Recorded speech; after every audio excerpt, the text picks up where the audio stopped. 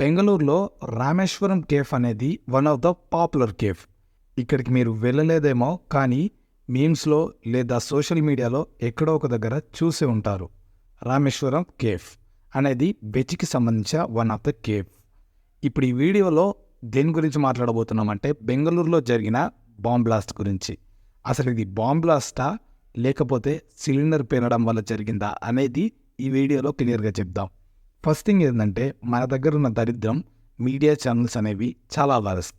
ఎంత వరస్ట్ అంటే నిజాన్ని కూడా అబద్ధం చేసే అంత worst.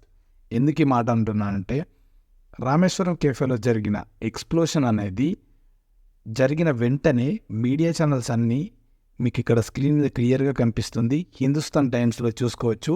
Bengaluru Rameshwaram cafe blast 5 injured as IED explodes కాకుండా ఎల్పిజి ఎక్స్ప్లోడ్స్ అని రాశారు. First same the Indian Express కూడా the explosion was initially believed to have been caused by cylinder blast. అంటే దీన్ని పెద్ద పెద్ద న్యూస్ పేపర్స్ కూడా సిలిండర్ బ్లాస్ట్ అని క్లియర్గా చెప్పాయి. బట్ నిజమేంటంటే, కర్ణాటక సీఎం అయిన సిద్ధరామయ్య గారు చెప్పింది ఏంటంటే, ఇది సిలిండర్ బ్లాస్ట్ వల్ల కాదు, అలాగే ఒక బ్యాగ్లో ఉన్న సోకాల్డ్ బాంబు వల్ల అని చెప్పారు. ఆ బాంబు ఏంటి అనేది క్లారిటీ లేదు. బట్ ఎవరో గుర్తు తెలియని వ్యక్తి అయితే ఆ బ్యాగ్లో ఉన్న బాంబుని రెండింటిని అక్కడ పెట్టేసి వెళ్ళిపోయారు. దానివల్లే ఈ ఎక్స్ప్లోషన్ జరిగిందని. నేను వీడియో ముందులో మన దగ్గర ఉన్న దరిద్రం ఏంటి అన్నాను. ఆ దరిద్రం ఏంటంటే, అక్కడ జరిగింది బాంబ్ బ్లాస్ట్ అయినా సరే ఈ మీడియా ఛానల్స్ ఇంత హరీబరీగా అది బాంబ్ బ్లాస్ట్ కాదు సిలిండర్ బ్లాస్ట్ అని చెప్పాల్సిన పని ఏముంది? మేబీ అది టెర్రరిస్ట్ అటాక్ కావచ్చు, ఇంకేదైనా అవ్వచ్చు. One of the metropolitan city Bengaluru.